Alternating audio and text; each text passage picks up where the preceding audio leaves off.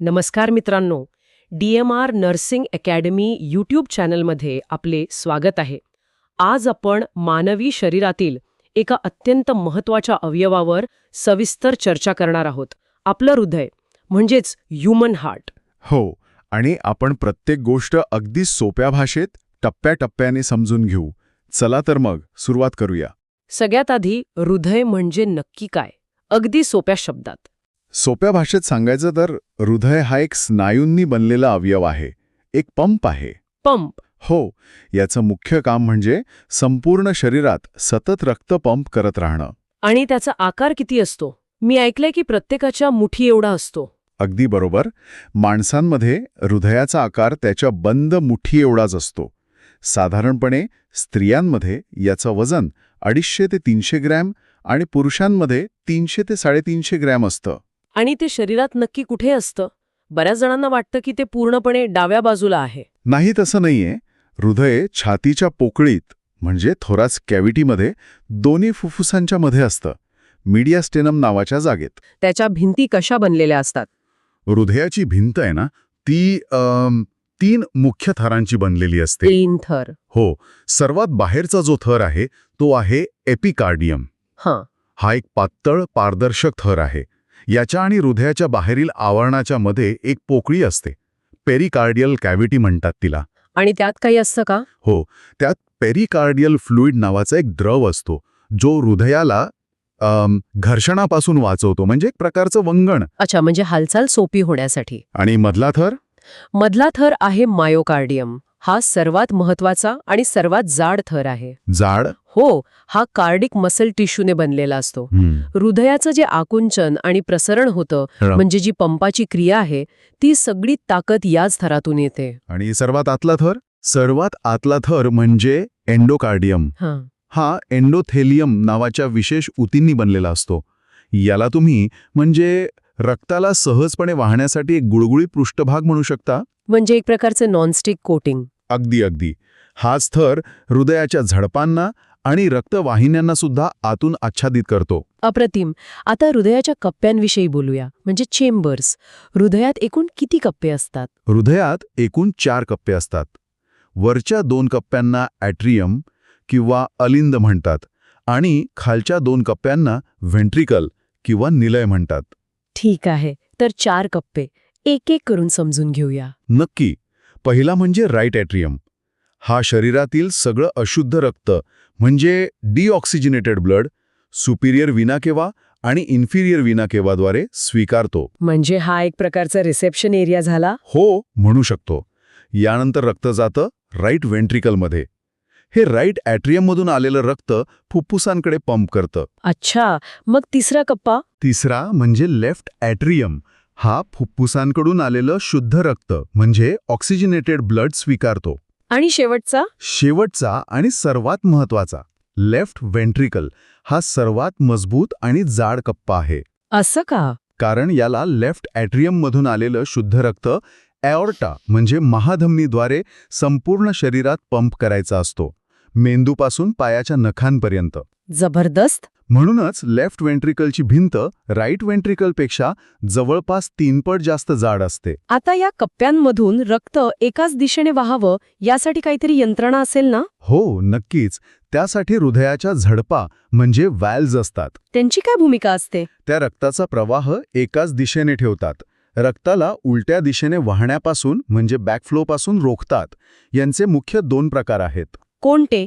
पहिला प्रकार म्हणजे ॲट्रिओव्हेंट्रिक्युलर म्हणजे एव्ही व्हॅल्व्स. या ॲट्रियम आणि व्हेंट्रिकलच्या मध्ये असतात. अच्छा. यातली पहिली आहे ट्रायकस्पिड व्हॉल्व्ह. ही उजव्या बाजूला असते, राईट ॲट्रियम आणि राईट व्हेंट्रिकलच्या मध्ये. ट्राय म्हणजे 3. हिला 3 पडदे असतात. आणि दुसरी?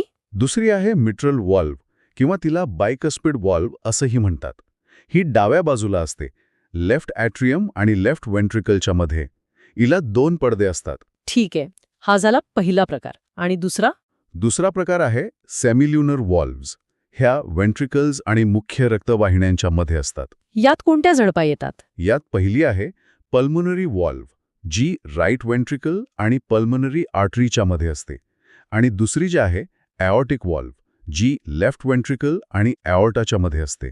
म्हणजे एकूण 4 झडपा, 2 एव्ही आणि 2 सेमिल्युनर. अगदी बरोबर. एक प्रश्न आहे, हृदय आपोआप आणि एका लयीत कसं काय धडधडतं? यामागे कोणती प्रणाली काम करते? खूप छान प्रश्न आहे. हृदयाची स्वतःची एक विद्युत वहन प्रणाली म्हणजे कंडक्टिंग सिस्टम आहे. त्याला प्रत्येक ठोक्यासाठी मेंदूच्या सूचनेची गरज नसते. म्हणजे हृदयाचं स्वतःचं वायरिंग आहे. हो, तुम्ही तसं म्हणू शकता. या प्रणालीचा मुख्य भाग आहे सायनोॲट्रल नोड म्हणजे SA नोड. याला हृदयाचा पेसमेकर म्हणतात. पेसमेकर. हो, हा राईट एट्रियममध्ये असतो आणि इथूनच विद्युत आवेग म्हणजे इम्पल्स निर्माण होतो. आणि हा आवेग पुढे कसा जातो? SA नोडमधून निघालेला आवेग पुढे जातो ॲट्रिओव्हेंट्रिक्युलर नोडकडे म्हणजे AV नोडकडे. हा आवेग इथे काही क्षणांसाठी थांबतो. का? कारण त्याचवेळी वरचे दोन्ही एट्रिया आकुंचन पावत असतात. त्यांना आपलं रक्त खालच्या वेंट्रिकल्समध्ये पूर्णपणे रिकामं करण्यासाठी थोडा वेळ हवा असतो. किती अचूक रचना आहे. मग पुढे एव्ही नोड नंतर हा आवेग पुढे जातो बंडल ऑफ हिसमध्ये. हा तंतूंचा एक बंडल आहे जो पुढे 2 शाखांमध्ये विभागला जातो. उजवी आणि डावी शाखा. बरोबर, बंडल ब्रांचेस. आणि या शाखांमधून आवेग पोहोचतो पर्किंजे फायबर्सपर्यंत. हे काय असतं? हे वेंट्रिकल्सच्या स्नायूंमध्ये पसरलेलं अत्यंत सूक्ष्म तंतूंचं जाळं आहे, जे आवेगांना थेट स्नायूंपर्यंत पोहोचवतं आणि मग दोन्ही वेंट्रिकल्स एकाच वेळी जोरात आकुंचन पावतात.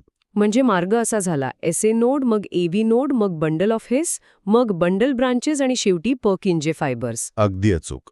आपण कार्डियाक सायकल हा शब्द नेहमी ऐकतो, म्हणजे नक्की काय? हृदयाच्या एका ठोक्यादरम्यान होणाऱ्या सर्व घटनांच्या क्रमाला कार्डियाक सायकल म्हणतात.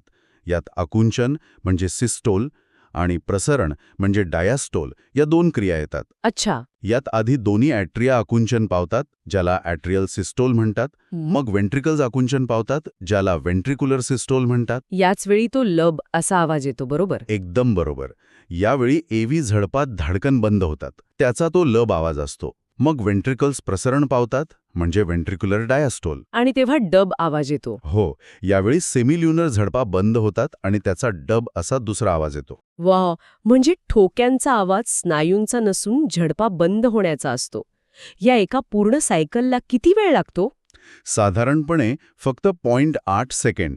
फक्त 0.8 सेकंदात इतकं सगळं? अविश्वसनीय. हो. शेवटी शरीरातील रक्ताभिसरणाचे मुख्य प्रकार कोणते आहेत हे थोडक्यात सांगाल का? हो, मुख्यत्वे 2 सर्किट आहेत. पहिलं म्हणजे सिस्टमिक सर्क्युलेशन. हे काय करतं? हे हृदयाच्या डाव्या बाजूपासून सुरू होतं. लेफ्ट वेंट्रिकलमधून ऑक्सिजनयुक्त रक्त ॲओर्टाद्वारे संपूर्ण शरीराला पुरवलं जातं. आणि मग? शरीरात ऑक्सिजन दिला जातो आणि कार्बन डायऑक्साईड घेतला जातो. आणि हे अशुद्ध रक्त परत हृदयाच्या राईट एट्रियममध्ये येतं. आणि दुसरं सर्किट? दुसरं आहे पल्मोनरी सर्क्युलेशन. हे हृदयाच्या उजव्या बाजूपासून सुरू होतं. म्हणजे राईट वेंट्रिकलमधून अशुद्ध रक्त पल्मोनरी आर्टरीद्वारे फुफ्फुसांकडे पाठवलं जातं. तिथे ते शुद्ध होतं? बरोबर. फुफ्फुसात कार्बन डायऑक्साईड बाहेर टाकला जातो आणि ऑक्सिजन मिसळतो. आणि हे शुद्ध झालेलं रक्त पल्मोनरी वेन्सद्वारे हृदयाच्या लेफ्ट एट्रियममध्ये परत येतं. या व्यतिरिक्त अजून कुठला प्रकार आहे का? हो, एक विशेष प्रकार आहे, पोर्टल सर्क्युलेशन. यात पचनसंस्थेकडून आलेलं रक्त थेट हृदयाकडे न जाता आधी यकृताकडे म्हणजे लिव्हरकडे जातं. तिथे त्यावर प्रक्रिया होते आणि मग ते हृदयाकडे पाठवलं जातं. हृदयाची रचना, त्याचं वजन, आकार, जागा या प्रत्येक गोष्टीमागे एक सखोल वैज्ञानिक कारण दडलेलं आहे. आणि ही रचना इतकी अचूक का आहे हे समजून घेणं खूपच रंजक ठरेल. चला तर मग सुरुवात करूया. नक्कीच. उत्तम. तर पहिला प्रश्न हृदयाच्या मूळ ओळखीबद्दल आहे. द हार्ट इज ऑर्गन आणि पर्याय आहेत A. Nervous, B. ग्लँड्युलर, C. Muscular आणि D. स्केलेटल. हा प्रश्न तसा सोपा वाटू शकतो, पण याचं उत्तरच हृदयाच्या संपूर्ण कार्याचा पाया आहे, नाही का? हो, आणि ह्याचं उत्तर आहे C. मस्क्युलर, म्हणजे हे स्नायुमय. पण बघा, इथे एक महत्वाची गोष्ट लक्षात घेतली पाहिजे. कोणती? की हृदय हे काही सामान्य स्नायूंप्रमाणे नाहीये. हे कार्डियाक स्नायू नावाच्या एका विशेष प्रकारच्या स्नायूंनी बनलेलं आहे. अच्छा. यांची रचना अद्वितीय असते. आता आपल्या हाताचे किंवा पायाचे स्नायू बघा, ते काही वेळ काम केल्यावर थकतात. त्यांना विश्रांतीची गरज लागते. हो, बरोबर. पण कार्डियाक स्नायू हे कधीही न थकणारे आहेत.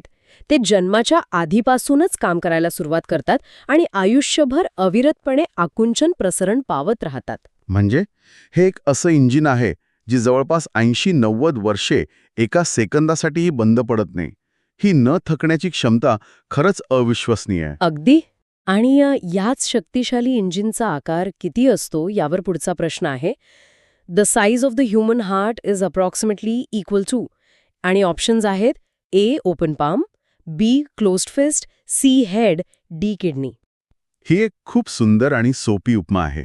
याचं उत्तर आहे बी क्लोज्ड फिस्ट. म्हणजे आपल्या बंद मुठी एवढा. हो, प्रत्येकाच्या हृदयाचा आकार साधारणपणे त्याच्या स्वतःच्या मुठी एवढा असतो. कमाल आहे. हो ना, ही गोष्ट आपल्याला आठवण करून देते की एवढं मोठं काम करणारा हा अवयव प्रत्यक्षात किती लहान आणि कॉम्पॅक्ट आहे. आणि याच लहान आकारामुळं ते छातीच्या पिंजऱ्यात सुरक्षित राहू शकतं. आणि ह्या मुठी एवढ्या अवयवाचं वजन किती असेल? स्त्रियांच्या हृदयाच्या वजनाबद्दल एक विशिष्ट प्रश्न आहे. Average weight of heart in adult females is. पर्याय आहेत ए 150 ते 200 ग्राम, बी 200 ते 250 ग्राम, सी 250 ते 300 ग्राम आणि डी 300 ते 350 ग्राम. इथे योग्य उत्तर आहे सी 250 ते 300 ग्रॅम. साधारणपणे प्रौढ स्त्रियांमध्ये हृदयाचं वजन 250 ते 300 ग्रॅम असतं. आणि पुरुषांमध्ये? पुरुषांमध्ये ते थोडं जास्त, म्हणजे 300 ते 350 ग्रॅमपर्यंत असू शकतं. अच्छा.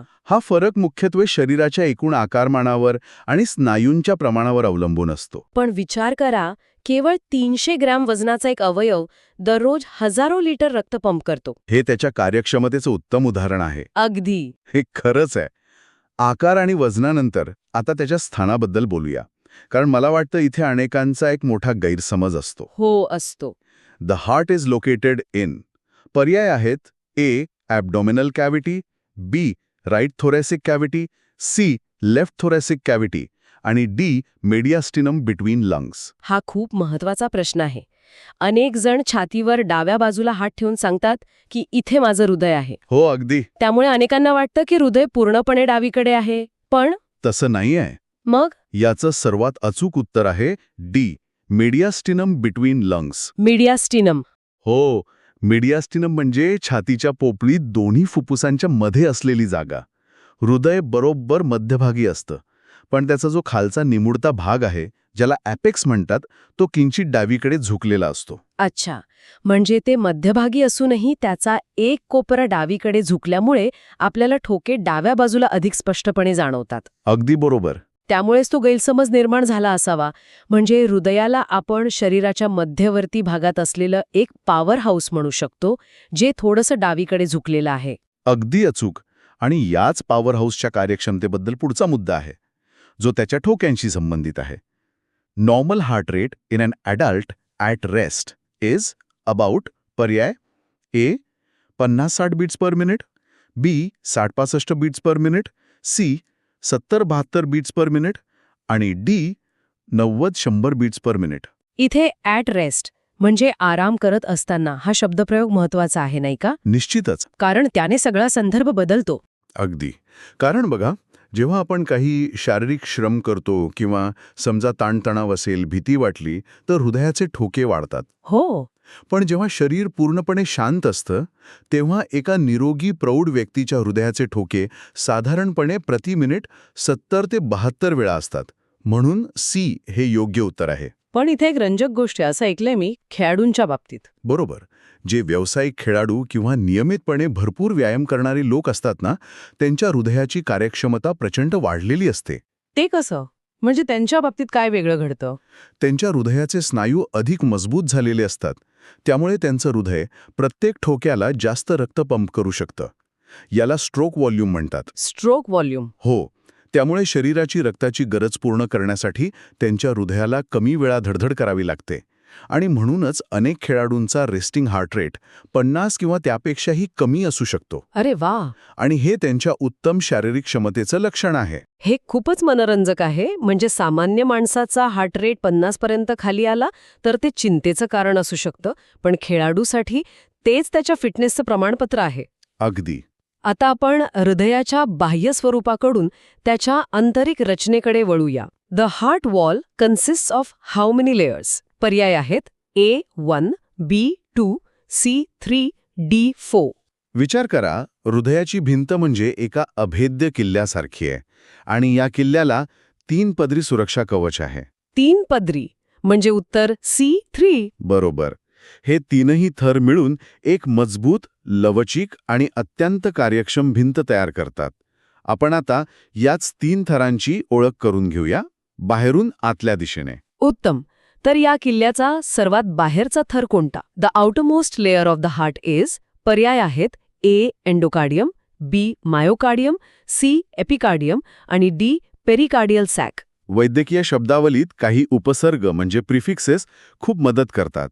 एपी या उपसर्गाचा अर्थ वर किंवा बाहेरील असा होतो. ओके. त्यामुळे हृदयाच्या भिंतीचा सर्वात बाहेरचा थर आहे C. एपिकार्डियम.